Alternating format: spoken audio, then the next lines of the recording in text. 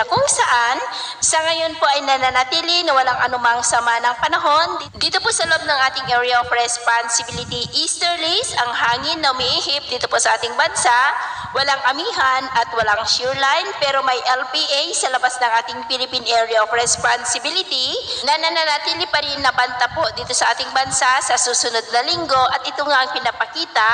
ng forecast model natin pong ginagamit hanggang sa susunod na 2 linggo. At sa lagay po ng ating panahon, ngayong madaling araw ay generally fair weather naman po sa malaking bahagi ng ating bansa, maliban lamang sa mga tsansa ng mga isolated rain sa ilang bahagi ng Quezon, Bicol, Capiz, Palawan at Sulu Archipelago. At mamaya ay sisikat pong araw sa malaking bahagi ng ating bansa,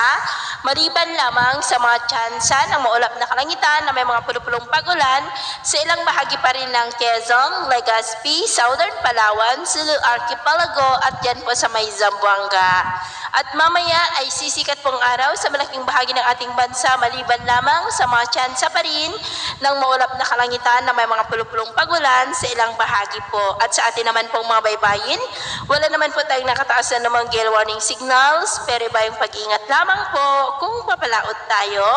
para po mas makaiwas sa mga